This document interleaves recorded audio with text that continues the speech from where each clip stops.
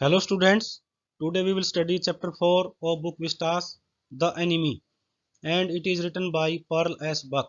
आज हम चैप्टर 4 पढ़ेंगे जिसका नाम है द एनिमी और इसको लिखा है पर्ल एस बक ने। द एनिमी, एनिमी का मतलब होता है शत्रु। इस चैप्टर में हम पढ़ेंगे कि एनिमी कौन है और उसके साथ कैसा बिहेव किया गया है। स्टूडेंट्स, इसको पूरा समझने के लिए वीडियो को भी पूरा देखना है और अगर कंप्लीट चैप्टर समझ में आ जाए तो चैनल को सब्सक्राइब कर दीजिए, अपने फ्रेंड्स को फॉरवर्ड कर दीजिए। So let's start the chapter the enemy.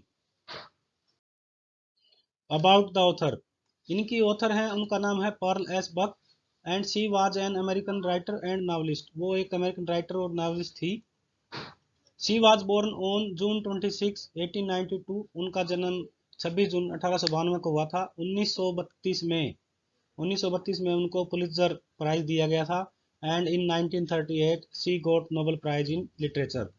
The enemy chapter उन्होंने 1941 यानी कि जापान और अमेरिका के लड़ाई के समय लिखा था and she died on March 6 1973 और उनकी मृत्यु 6 मार्च 1973 को हुई थी। So students, now it is very important theme of the chapter. कई बार एग्जाम में क्या होता है कि थीम ऑफ द चैप्टर और आइडिया ऑफ द लेसन और main concept of the lesson, इस तरह से क्वेश्चंस आ जाते हैं, तो इसमें आप इसको एज इट इज याद करके भी लिख सकते हैं। स्टार्ट करते हैं। दिस चैप्टर, ये chapter the enemy is written in 1941 during second world war between America and Japan. ये चैप्टर 1941 में जब सेकेंड वर्ल्ड वॉर हो रहा था अमेरिका और जापान उस टाइम पे लिखा गया था। The story deals with the conflict between A men's duty towards the state. ये जो स्टोरी है ये किस चीज का वर्णन करती है? कन्फ्लिक्ट का मतलब होता है संघर्ष। किस चीज का संघर्ष? बिटवीन ए मैंस ड्यूटी, एक आदमी की ड्यूटी, टुवर्ड्स द स्टेट, अपने स्टेट के प्रति, अपने देश के प्रति, and towards his oven moral duty, और उसकी खुद की मोरल ड्यूटी, नैतिक कर्तव्य के दोनों के बीच में संघर्ष का वर्णन करती है। ए जापानीज डॉक्टर, एक जापानी doctor, finds an American soldier at his door step. एक जापानीज डॉक्टर को एक अमेरिकन सोल्जर उसके बाहर दरवाजे पर मिलता है। She is in dilemma that being a doctor, वह इस दुविधा में है कि बीइंग ए डॉक्टर, एक डॉक्टर होने के नाते, should he save the bounded man, उसको घायल आदमी को बचाना चाहिए, और बीइंग ए जापानीज, और एक जापानीज होने के नाते, should he hand over the enemy to the army, उसको इस एनिमी को, इस अपने शत्रु को आर्मी के हवाले कर देना चाहिए। वो इस कन्फ्लिक्ट में है, इस संघर्ष में है कि मुझे क्या करना चाहिए, मुझे डॉक्टर का फर्ज निभाना चाहिए या एक अपने देश के नागरिक का फर्ज निभाना चाहिए। The enemy gives the message that humanism is above all barriers and nationalism। The enemy chapter हमें इस चीज का संदेश देती है कि इंसानियत सभी बाधाओं और राष्ट्रवाद से ऊपर है। The story is a great lesson of peace, love, sympathy, fellow feeling and humanism.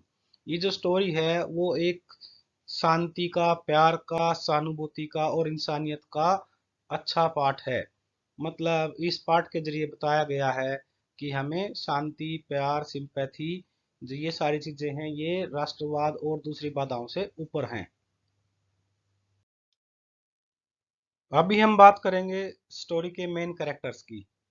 जो स्टोरी के जो मेन कैरेक्टर्स हैं उनके बारे में हम एक एक करके डिस्कशन करेंगे। इसमें से आपके मल्टीपल चॉइस क्वेश्चंस भी कुछ कवर हो जाते हैं। पहला जो मोस्ट इंपॉर्टेंट और इसका जो मेन कैरेक्टर है वो है डॉक्टर सदाओ होकी। ये एक जापानीज डॉक्टर हैं और ट्रेंड बाय अमेरिकन, जिन्होंने अमेरिका से ट्रेनिंग ली हुई है। सदाओज फादर, उसके फादर हैं जिसको अपने बच्चे की एजुकेशन की चिंता रहती है। Hana, Hana is Sadao's wife and she met him in America, और जो उसको अमेरिका में मिली। टॉम, टॉम एक अमेरिकन प्रिजनर हैं जो कि यूएस नेवी के सोल्जर हैं और जो सदाव को उसके घर के बाहर घायल अवस्था में मिलते हैं।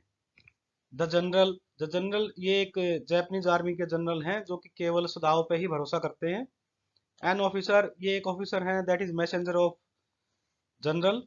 गार्डनर मतलब माली, ये सदाओं के घर में एक गार्डनर है। यमी, यमी हाना की मेड सर्वेंट है, उसके घर की नौकरानी है हाना के घर में। हाना मतलब सदाओं की वाइफ। और एक कुक है जो कि सदाओं के घर में खाना बनाता है। Let's study the summary of the chapter. Sadao a Japanese surgeon, Sadao एक जापानीज सर्जन है। Finds a wounded American soldier on the beach near his house, एक घायल अमेरिकन सोल्जर को अपने घर के नजदीक बीच पर पाते हैं। मतलब बीच का मतलब समुद्र किनारा, समुद्र के किनारे पर उनको एक घायल अमेरिकन सोल्जर मिलता है। He is unable to throw him back though he was his enemy, वह उसको वापस नहीं भेज पाता है जबकि वह उसका एनिमी है। मतलब जो सोल्जर है वो अमेरिकन है, मतलब उसका वो शत्रु है, लेकिन वो उसको वापस नहीं भेज पाता है। As he was a doctor, क्योंकि वह एक डॉक्टर है। And his first duty was to save a life, और उसकी पहली ड्यूटी है कि जान को बचाना। हाना हिज वाइफ, हाना उसकी पत्नी।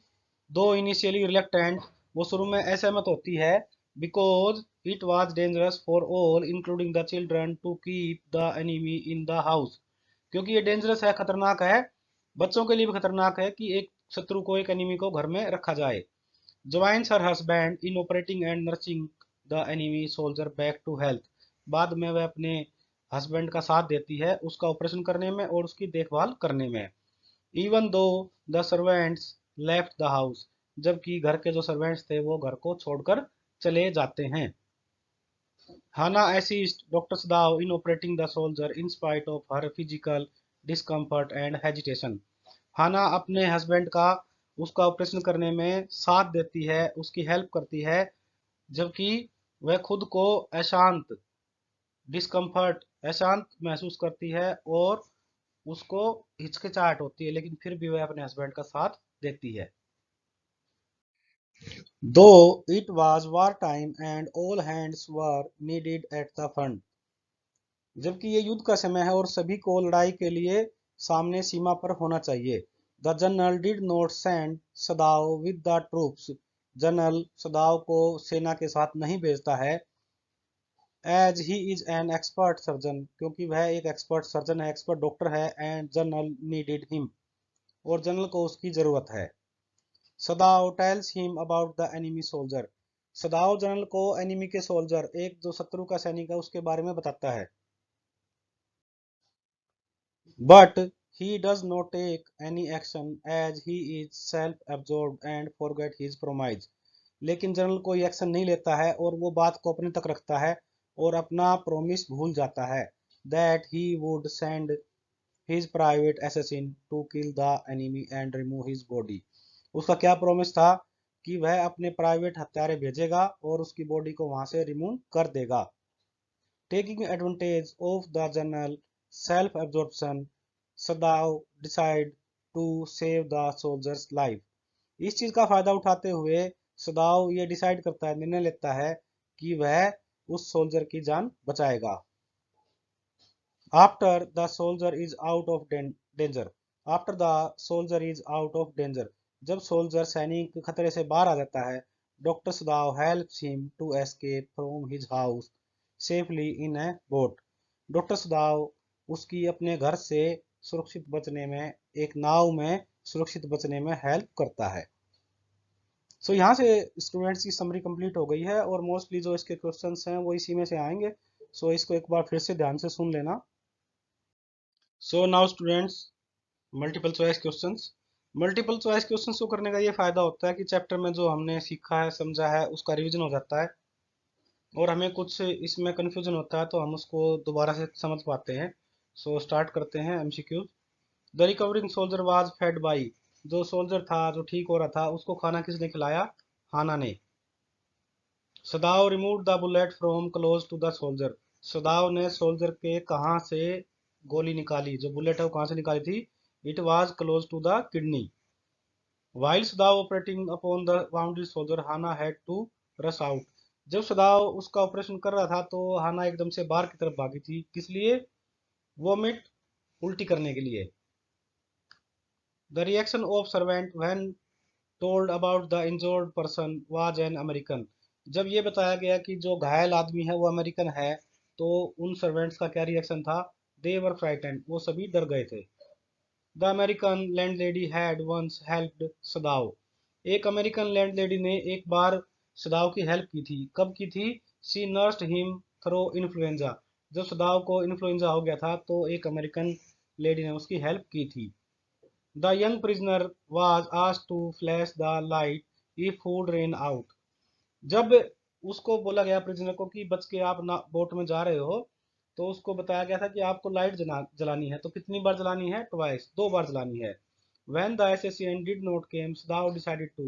जब assassin मतलब हत्यारे नहीं आए तो सदाव ने क्या डिसाइड किया?